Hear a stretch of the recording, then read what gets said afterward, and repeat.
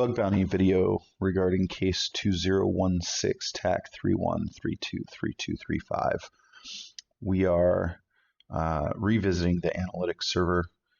Last time we did the analytics server, we found a MP3 file just sitting on the surface, as we'll see here, and you know, that seemed a little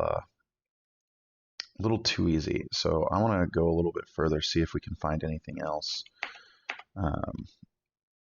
And in order to do that, I used Minty's advice and ran nmap with the standard scripts, the default scripts running, which can help us find additional content on web servers, according to Minty. Well, it hit pay dirt. We definitely did find additional content. We found what looks like a Git repository. Git is a software versioning / repository service application server that's very popular with developers to manage their software projects. So what it looks like is that somebody just kind of uploaded their entire working directory to the web server, and you know, we might be able to use that to gain more information about the application. So the cool thing is we can actually browse there. I'm going to just get a directory listing, and we'll see all the different, you know, different Git things, objects here. They're all kind of binary objects, and there's a lot of them. We don't really want to deal with all this, not through a web browser anyways. So what we'll do instead is we'll actually download the entire directory using wget. We can recursively download stuff, and we'll use the NP flag so that when it's following links, it doesn't follow the link upwards. We don't want to go up to analytics. We just want everything below .git. And then the -k will rebuild all of the links, all of the hyperlinks into local links for us, so that they're not, you know, all linking to, you know, a web page or something. And we'll just put in the web server here, and then we'll download that. And this will take about half a minute to a minute. You know, it's, as you can see, it's flashing really fast, but there's a lot of stuff to download. And at the very end, we'll see it rebuild the links.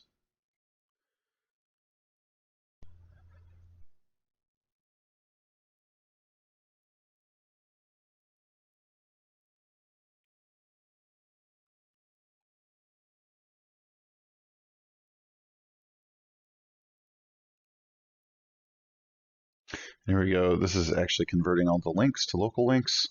And if we look, there's the website, go into .git, and there's all the files that we saw before.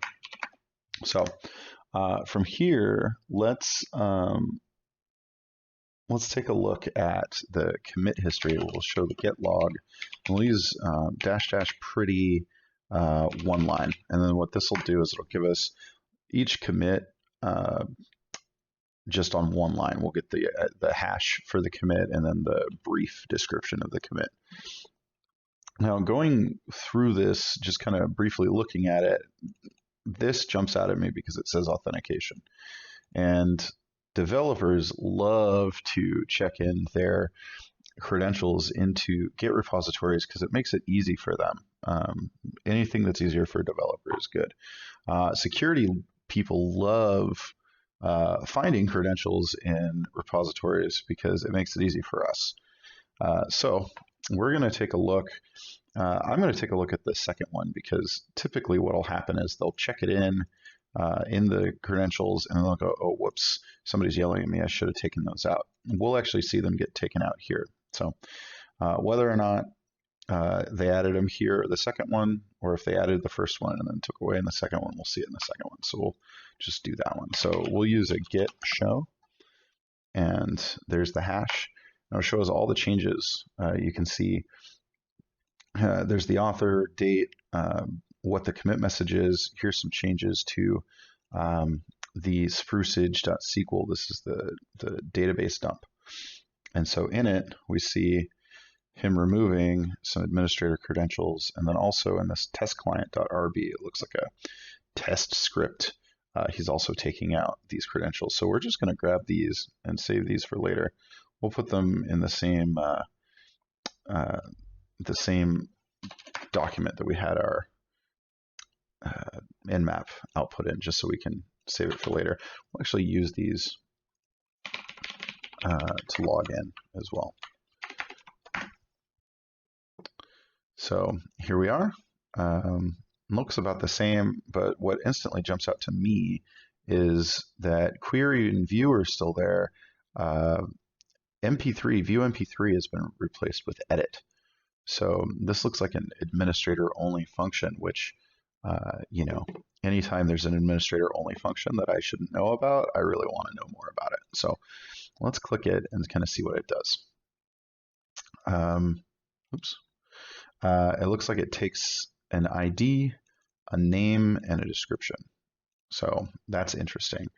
Not really sure what that means. However, we can do something else cool with this get. We can actually revert old gets, or we can revert to an old commit because we have all the metadata here.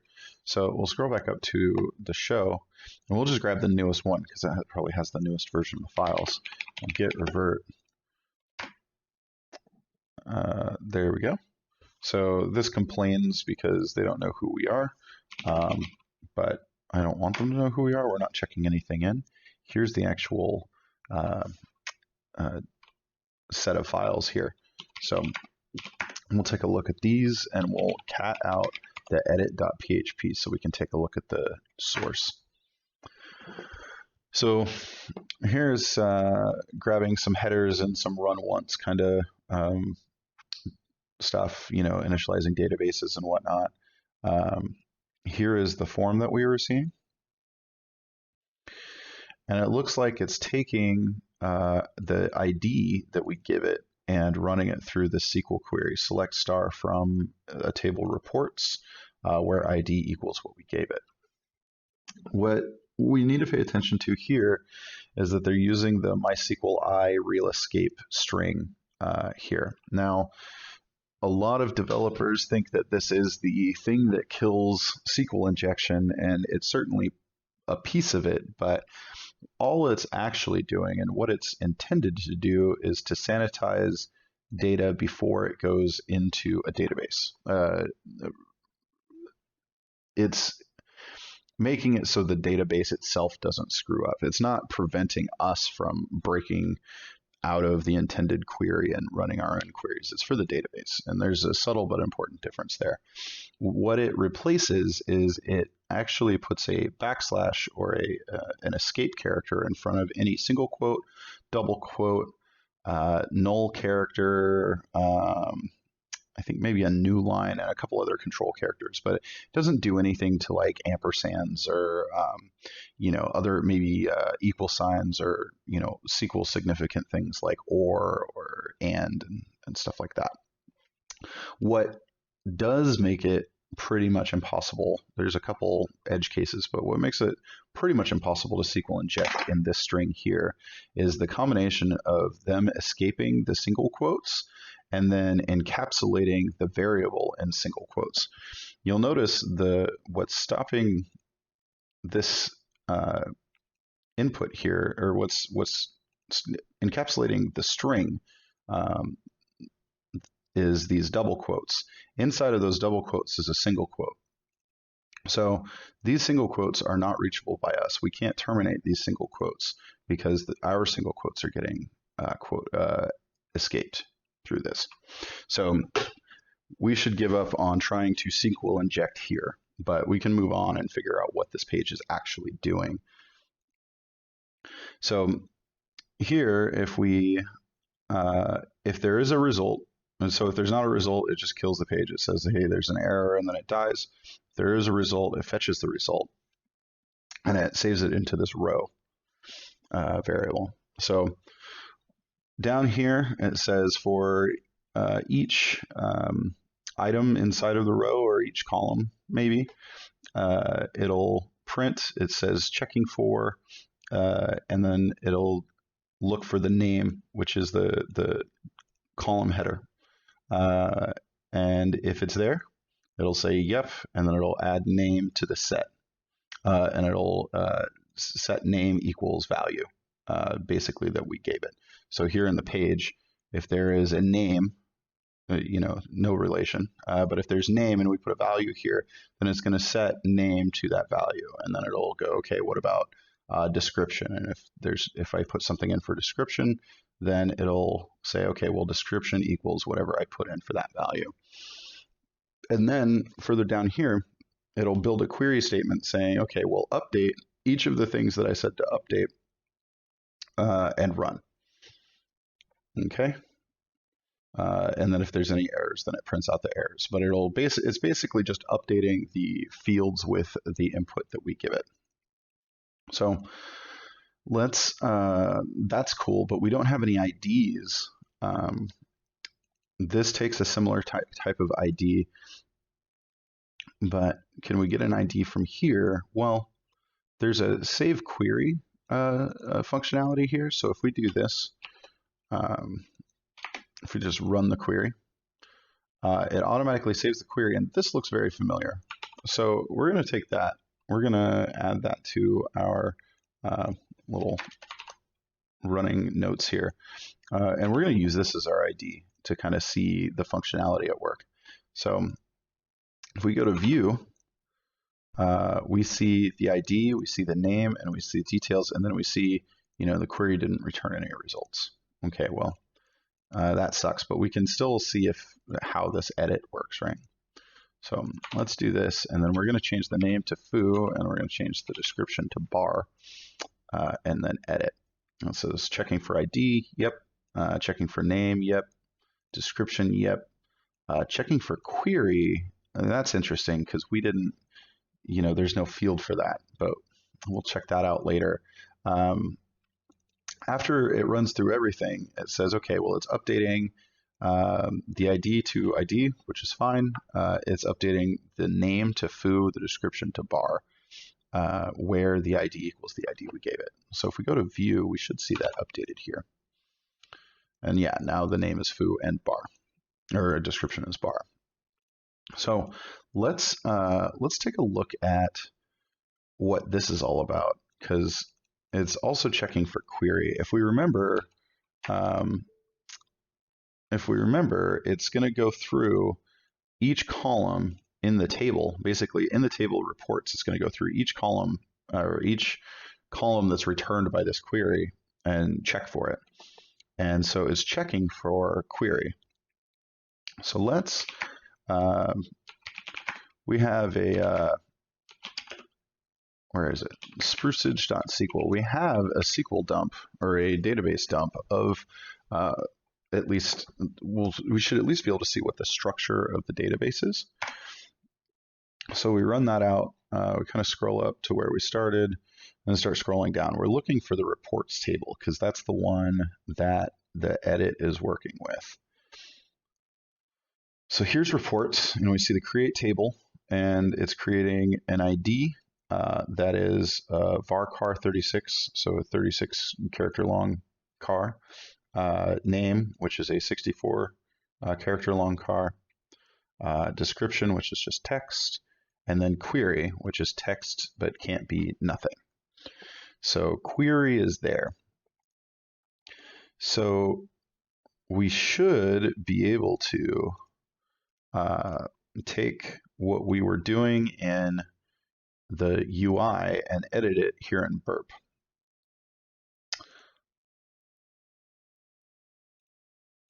Let's take this, which this is our actual post. This is our GET request where we're actually submitting form data with our GET request.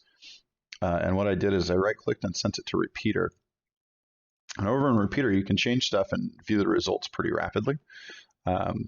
And for posts, I like to use the actual body of the raw stuff, but gets, I prefer to head over to this params area where each of the parameters are kind of laid out a little bit easier to get, and I'm not having to, like precision click, on different parts of the URI.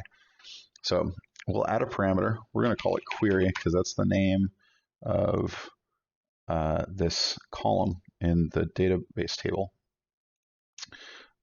And we will update this with just show tables. I mean, this is really just a proof of concept to see if this works. And then we'll click go. We see yep, checking for description, yep, checking for query, yep. And now it's updating the reports. Set the ID equal to this, set the name equal to this, description equal to this, and query equal to show tables. So that's very cool. Let's see if we can, we'll just refresh this because we already have our data there. And we are now seeing these queries. So what's great about this is that they have in the edit .php, they're very concerned about the SQL injection here, but then they take this input, this unsanitized, just trusted input, put it into a database, and then run the query straight out of that field in the database. They don't do any checking at all to see if it's doing even remotely what that query is intended to do. So now we know all the tables in the Spruceage database, and audio jumps out at me. I think we've been through enough servers at this point that we should know if we're seeing an audio file or an audio anything, we should be curious. So let's change this to just select everything from audio. And then we can just make sure that worked. Yep. We'll refresh this.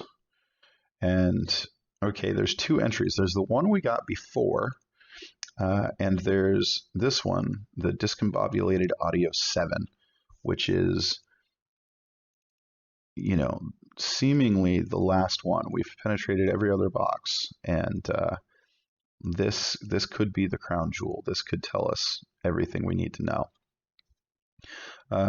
The trick is getting it out of here. So we see there's, you know, 4 columns to this table. There's the ID, username, file name, and then MP3, which appears to be blank, but we'll get back to that. If we recall, there was a endpoint for guest called get MP3, and so we will use that get audio.php, I think is what it was called, and then we'll give the ID of this. And let's give that a shot. Let's see if we can download that way. File does not exist, or you do not have access to the file. Well, that may be because we're doing it from burp, but let's just make sure that that's the case.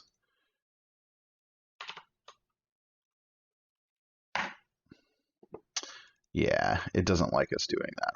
So I should have known it wouldn't be that easy, but you know, you got to try these things just in case. You know, they're letting unsanitized queries through, so you know, who knows what they're capable of. Let's close that distraction. We'll get back to what we're doing.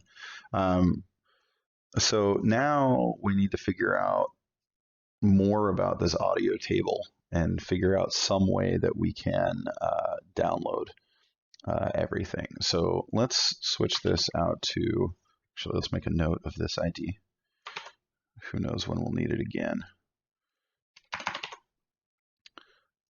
And then let's replace all this. We're gonna do show columns from audio. And what this is gonna do is it's gonna give us more information about these columns. I'm curious about this MP3 column that's empty. Obviously, we've interacted with this row before, and we got an MP3 out of it, so there's got to be something here, right? So let's go ahead and go and refresh here.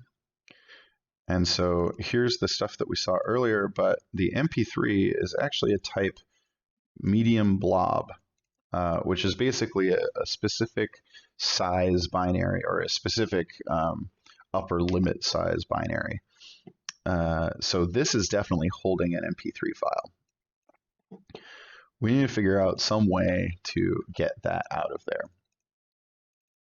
And it occurs to me, having just done the exception server, that an interesting way or a possible way to get this out of there would be to convert the binary data that we're not seeing into base64. And then maybe we can just exfiltrate it using base64. So what we can do here is we'll select, and then instead of saying select MP3, we're actually going to give this command, which is to base64. And that's a function that anything inside of here, so the MP3 column is going to be converted into base64 from audio where ID, because we don't want the other ID, the other audio file coming up. So we'll say where ID equals this one. So we'll just get the admin one. All right, update complete. Everything looks good. Let's refresh. What did we do wrong? Oh yeah, that whole quote thing. These quotes are important. So it's important to note here that even though the real escape function is escaping these, it escapes them into the database. Once they're in the database, they're there. They're just not able to break us out of the input quotes. So when the database reads what's in that field, those quotes are going to be there and it's going to work. So now we see, we've got these escaped quotes.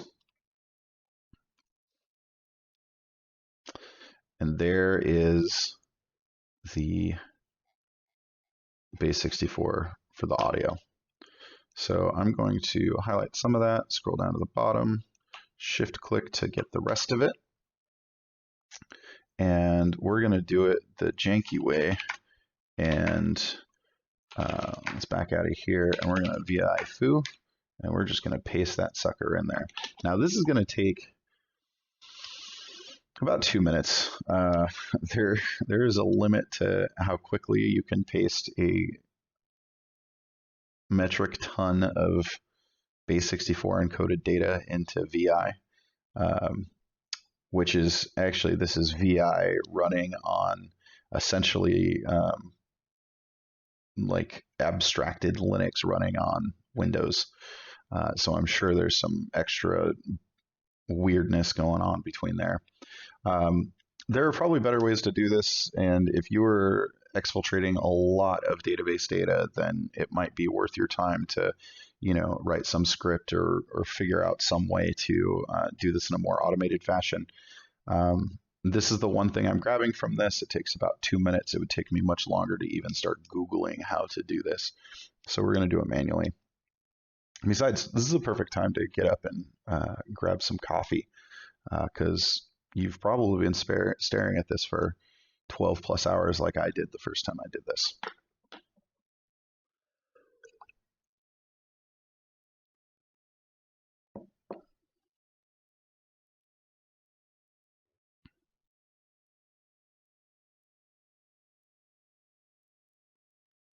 Should be getting close.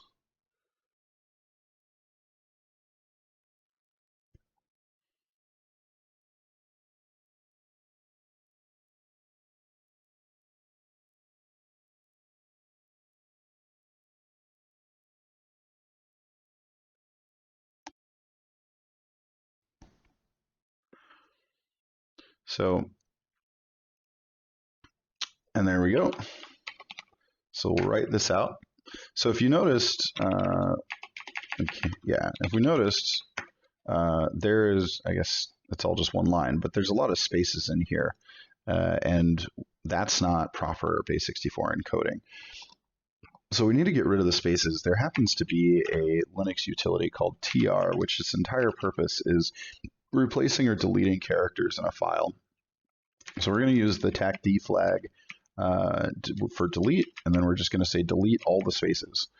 And we're going to delete foo, or we're going to redirect foo into that, and then we're going to redirect the output of that into a file called bar. Done. Now we should be able to base64 decode bar, and we're going to output that into discombobulated audio 7.mp3. Now, if we file discombobulated, file is just a utility that tells us what type of file something is. We should see that it is an audio file, an MPEG layer 3 file, which is an MP3 file. So now we should have our final MP3. Let's give it a listen.